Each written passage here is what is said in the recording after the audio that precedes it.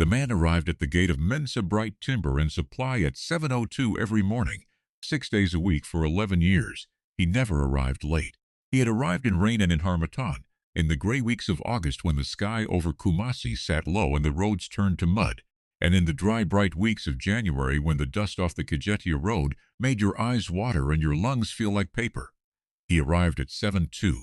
The gate attendant, a young man named Prosper, who had been working the gate for 3 of those 11 years, once told a colleague that you could set your watch by the blind man with the white cane and the navy blue cap. He did not know where the mankin came from. He had never asked. He had assumed, the way people assume things about the people they see every day without seeing them, that the man took a bus, that someone dropped him, that the distance between his home and those gates was a reasonable distance, a distance a person could manage without a story attached to it. On the morning of the 14th of November, a Thursday, a driver named Emmanuel Asante, who worked for Chief Boteng Owusu Mensa, the owner of the company, drove the wrong way down a Tonsu road because of road construction and found himself passing through a neighborhood he did not normally pass through. He was 6 kilometers from the company gates, and it was 5:41 in the morning, and the sky was still the color of charcoal. He almost missed what he saw. He would later say it was the white cane that caught his headlights. He would say he slowed down because for a moment he thought a child had wandered into the road. Then he recognized the navy blue cap. Then he recognized the walk, the way the cane swept left then right, 3 inches ahead of each step, the man's right hand resting on the knob at the top of the cane the way a priest holds a staff. Emmanuel Asante pulled to the side of the road and sat for a moment. The clock on the dashboard of the silver Land Cruiser read 5:43, 6 kilometers from the company gates. He did the calculation in his head. Then he did it again because the first answer seemed impossible. He stepped out of the vehicle and called across the road. The man turned his head. He did not look startled. He looked the way a person looks when they are called by someone they expected. His name was Khalid Nwosu. He was 58 years old. He stood 5 feet 9, and he was thin in the way that comes from years of eating enough and never more than enough. He was wearing a gray short-sleeved shirt that had been pressed that morning, the creases still sharp at the shoulders. His navy blue cap was one his late wife Adeze had given him on the occasion of his 10th anniversary at Mensa Bright. She had pressed it into his hands on a Saturday evening in their sitting room and said, without ceremony, that a man who worked for 10 years at the same place deserved a cap with enough dignity to walk through any gate. That cap had been washed 31 times since then. It still held its shape. Khalid was particular about the shape of that cap. He stored it on the wooden hook beside the door, crown up, brim facing forward, in the exact position Adeze had arranged it the first day she brought it home. He carried a black canvas bag across one shoulder. Inside it was a square of folded Ankara fabric his mother had made into a cloth in 1989 in Enugu. He used it as a napkin at lunch, a thermos of water, 2 slices of bread wrapped in the same piece of brown paper he had been reusing for 3 weeks, a bottle of balm for his hands, and in the front zip pocket, folded into quarters and soft at the creases from years of folding and unfolding, a copy of his original employment letter from Mensa Bright Timber and Supply, dated the 2nd of March 2013. He kept the letter because Adeze had told him to keep it. She had said, the night he brought it home, that a paper like that was not paperwork. It was proof. Proof that whatever else the world did with a man, this company had looked at him and decided he was worth keeping. She had folded it herself, the 4 equal quarters, and put it in the front pocket of the bag she had sewn from leftover Ankara the previous month. That bag had been replaced twice. The letter had never left the front pocket. Emmanuel Asante asked him where he was going. Khalid told him. Emmanuel asked him where he had come from. Khalid told him that too. Emmanuel was quiet for a long time after that. Then he said, "Get in, Khalid. I am going to the same place." The distance from the one-room house on Abobo Junction where Khalid lived to the gates of Mensa Bright Timber and Supply on the Atonsu Industrial Road was 15.5 kilometers by the route Khalid walked. He had measured it once, 3 years after he started the job, using a combination of his phone's voice navigation application and a calculation based on his walking pace, which he had timed using the clock on his phone across a known distance. The distance between the mosque and the market, on his street, which was precisely 400 meters. He knew his pace covered 400 meters in exactly 7 minutes when the road was clear. He had used that ratio, 15.5 kilometers, approximately 4 hours and 20 minutes, door to gate, on a good morning. He left the house at 4:30 every morning to arrive 7:02. He had told no one, not because he was ashamed. Khaled Nwosu had not felt ashamed of work in his life.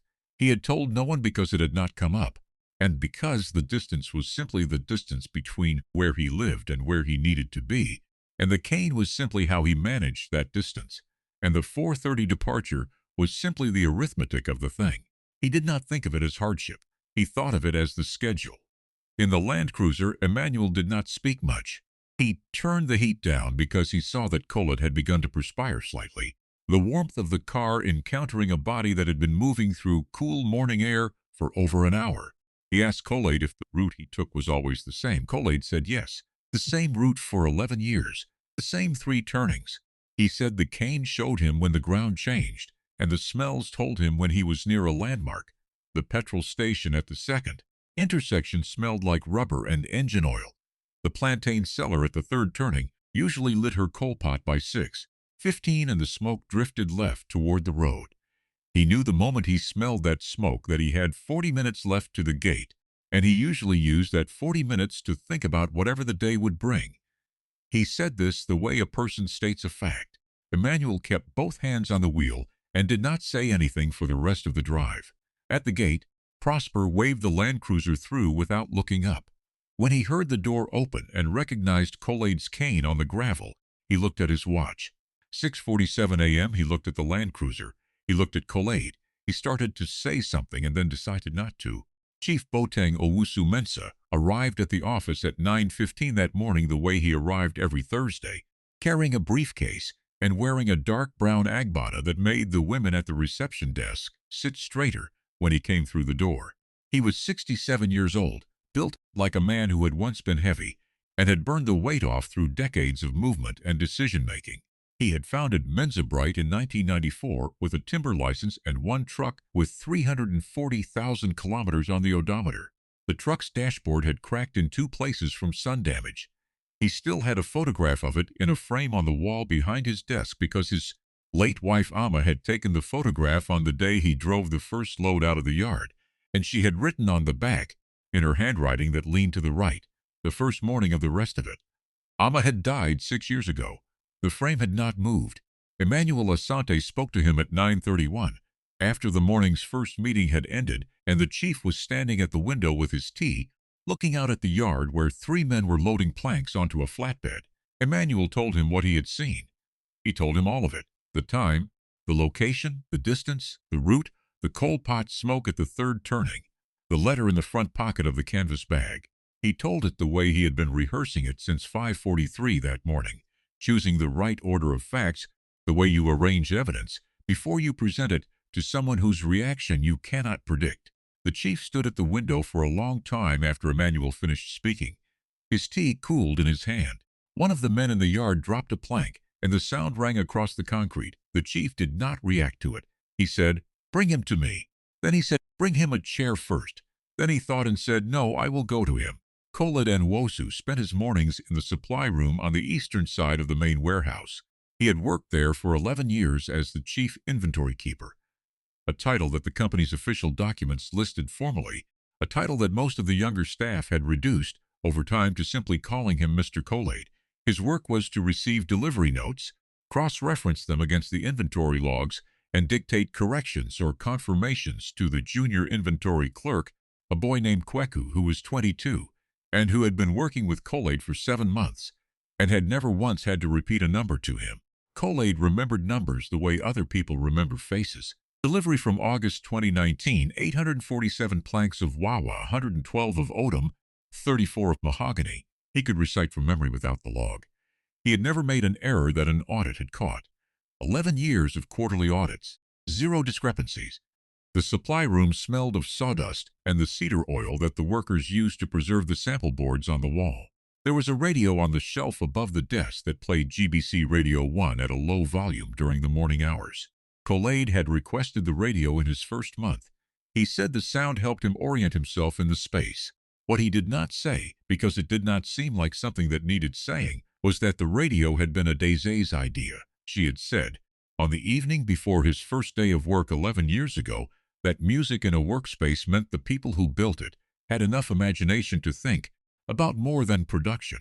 She had said a man should always work somewhere that had music. He was at his desk when the chief came in. He heard the footsteps and recognized something formal in them. Not the quick shuffle of Kweku, not the heavy roll of the warehouse manager, but something measured. He turned his head toward the door. The chief stood in the doorway for a moment, then came in and closed the door behind him. He pulled the junior inventory chair from Kweku's desk and sat down across from Kolaid. He did not begin by explaining why he was there. He said, directly, "Emmanuel told me this morning. I want to hear it from you."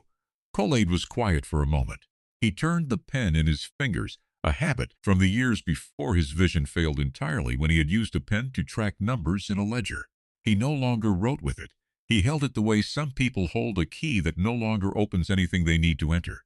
He said, "There is nothing to hear. I walk to work. The distance is what it is." The chief asked him how long. Kolaid told him. The chief asked him how early he left. Kolaid told him that too. The chief asked whether it had always been that way from the first year. Kolaid said, "From the second month. The first month I found a trotro that went 3/4 of the route, but the schedule changed and it stopped running early enough, so I adjusted." The chief asked him why he had not said anything, why he had not asked for help with transport. Kolaid was quiet again. He set the pen down on the desk and he turned his face toward the chief, not toward any particular point, but toward the general direction of the other man's breathing, the way he always turned when he wanted to address someone fully. He said, "I came here to work, not to be a difficulty. Whatever arrangement I made to arrive on time was mine to make. I arrived on time." The chief did not answer immediately. He sat with that for a moment. The radio above the shelf was playing something instrumental, a guitar piece, low and unhurried. Then the chief said, "Kolaid, how old was I when I drove that first truck out of this yard?" Kolaid said he did not know. The chief said, 38. I drove it myself. The gearbox was bad on the right turn, so I had to slow to almost nothing every time I turned right. I drove 31 loads in that truck before I could afford to fix the gearbox. I did not tell anyone the gearbox was bad because I did not want anyone to think the truck was a problem. I thought if I told people the truck had a problem, they would think I had a problem." He stopped. The guitar piece on the radio ended and something else began. He said, "I understand the thinking. Also know that is not the same as thinking being correct." He stood up from the chair. He put the chair back at Kweku's desk with the same care he had taken when he moved it. He said, "Emmanuel will collect you from your house tomorrow morning. The company will arrange transport from now forward. There will also be a conversation about your housing situation, because a man who has worked here for 11 years should not be living 4 hours from the gate. That conversation will happen next week. None of this is charity. You have already paid for all of it and more, long before I knew the accounting." He moved toward the door. Then he stopped with his hand on the frame. He said, without turning, "That cap you're wearing, navy blue, where did you get it?" Kolaid touched the brim of the cap. He said, "My wife. She gave it to me for my 10th year here." Said, "What was her name?" Kolaid said, "A Daisy." The chief said, "Mine was Amma." He said it the way you say the name of a river, not to explain it, just to say it out loud, because some names become smaller if you stop saying them. Then he left. The door closed. The radio played something with the saxophone. Kweku came back in 12 minutes later with 2 delivery notes and a question about a discrepancy in the October lumber figures. Kolaid answered the question without looking at the paper. He was already back in the numbers, which was where he was most at home, which was where a Daisy had always said he went when the world got complicated, into the order of things, into the system underneath the system, where everything had a place and nothing was lost if you counted it correctly. Subscribe now if this story is already doing something in your chest, because what happens in the next 3 minutes changes the whole shape of what you just heard. The company transport arrangement began the following Monday. Emmanuel arrived at 6:15 each morning outside the house on Abobo Junction. He never honked. He sent a voice message instead, because Kolaid had once mentioned in passing that sudden loud sounds in a quiet neighborhood at that hour felt like someone had decided their convenience mattered more than the neighbor's sleep. Emmanuel had remembered that. He sent a voice message at 6:15, and Kolaid came out at 6:17, the canvas bag across his shoulder, the cap on straight. The housing conversation happened on a Thursday in the second week, not in the chief's office but in the supply room, because Colade had said he preferred to have serious conversations in his own space. The chief came with a property manager named Ad J and a folder of documents. There was a company residence on the far side of Atonsu, 3 rooms, a compound with a wall and a garden, a 40-minute walk from the gate. The rent would come out of a salary adjustment that had been, the chief said without ceremony, approximately 8 years overdue. The property manager asked Colade if he had any questions about the residence. Colade asked one. Was there a gate with a bolt he could operate himself without assistance because he preferred to lock his own gate? Ajay said yes. Colade said that was all he needed to know. The move happened on the last Saturday of November. Emmanuel drove him. There were not many boxes. Colade lived lightly, the way people live when they have moved enough times to understand that what you carry matters more than what you carry it in. The last thing loaded into the vehicle was the wooden hook from beside the door. Emmanuel had unscrewed it with a small Phillips head screwdriver he happened to have in the glove compartment. Colade held it on his lap for the drive. At the new house, while Emmanuel was carrying boxes in, Colade walked the perimeter of the compound with his cane. He counted his steps on each side. He memorized the position of the single mango tree in the garden. It was northeast 18 steps from the front door, and in December it would drop fruit, and he would need to know where they fell, so he did not step on them. He found the bolt on the gate and opened and closed it 4 times until the motion was automatic. Then he stood in the compound for a moment and lifted his face toward the sky the way a person does when they are calculating something, the direction of the light, the temperature of the air, the smell of the neighborhood, which carried smoke and something green and distant cooking, and the sound of children somewhere on the next street over. Emmanuel, coming out of the house with an empty box, stopped and watched him for a moment. Colade said, without turning, "The mango tree is northeast." Emmanuel said yes. "Colade." The first inventory he took of the new house was not the furniture or the boxes. It was the sounds. He sat on the edge of the bed that night and listened. A dog somewhere 2 houses down. The gate bolt, testing it once in the wind. The refrigerator the property manager had installed, its hum cycling on and off every few minutes. The wall outside the bedroom absorbed the sound from the road differently than the thin walls of the Abuabo house. There was a quietness here that was not the absence of noise but the presence of distance, the small luxury of being set back from the street. He reached into the canvas bag and took out the front pocket letter. He unfolded it in the dark, along the same 4 creases it had always held, and held it between his palms without reading it. He could not read it any more, had not been able to for 7 years. But he knew the shape of it.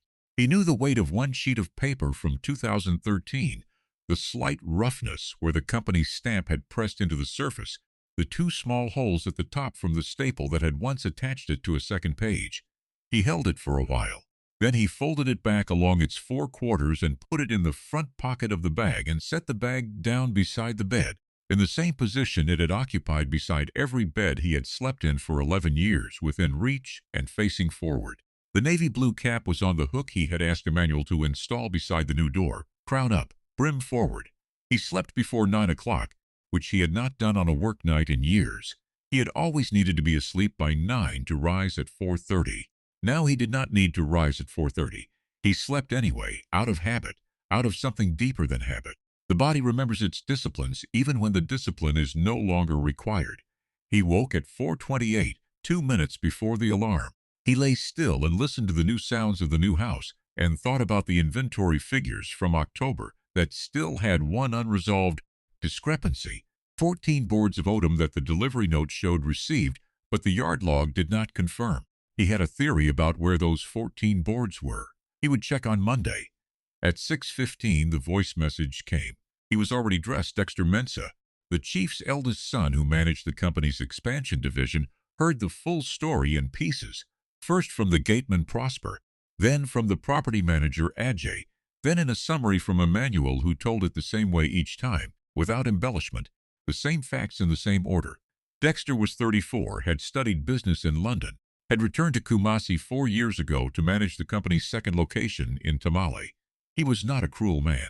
He was the kind of man who did not ask questions about things that appeared to be working, which is a different kind of carelessness and In certain lights, a more consequential one.